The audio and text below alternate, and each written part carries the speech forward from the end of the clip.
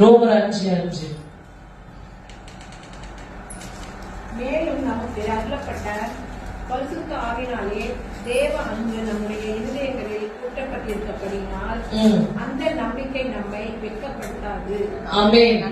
இந்த தேவ அன்பு உங்களுக்கும் எனக்கும் இயேசு கிறிஸ்துவினால் பெறப்பட்டிருக்கிறோம். இந்த அன்பை நீங்க உலகத்துல விதைக்கணும். உன்னை நேசிக்கிறது போல அல்லேலூயா. எல்லாம் நமக்கு தெரியும். நமக்கு தெரியாத சத்தியமே கிடையாது. எல்லா வசனமும் மனப்படமா சொல்லுவோம், ஆனா செய்ய மட்டும் மாட்டோம். அல்லேலூயா. உன்னை நேசிக்கிறது போல அப்படின்னா உனக்கு எதெல்லாம் நல்லதுன்னு பார்த்து பார்த்து செஞ்சுக்கிற போல மற்றவங்களுக்கும் நல்லதை பார்த்து பார்த்து செய்யி. அல்லேலூயா. நான் உன்னை நேசிக்கிறது போல இன்னொரு இடத்துல ஆண்டவர் சொல்லியிருக்காரு, நீ பிறனை நேசி. இந்த கற்பனை செகண்ட் கற்பனைய வந்து முதல் உன்னை நேசிக்கிறது போல பிறன் நேசின்னு ஒரு சுவிசேஷ புத்தகத்துல ஆண்டவர் சொல்லியிருக்காரு. இன்னொரு சுவிசேஷ புத்தகத்துல ஆண்டவர் சொல்லியிருக்காரு, நான் உன்னை நேசிக்கிறது போல நீ பிறன் நேசி. நான் உன்னை எப்படி நேசிக்கிறேன்?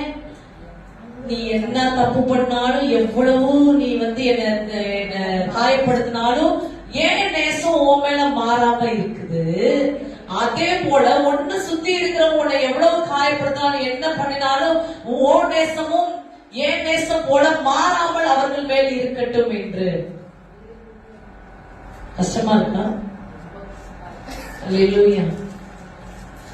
அது எப்ப அதை செயல்படுத்த முடியும் அப்படின்னா தேவ அன்பினால் நீ நிரப்பப்பட தான் செயல்படுத்த முடியும்.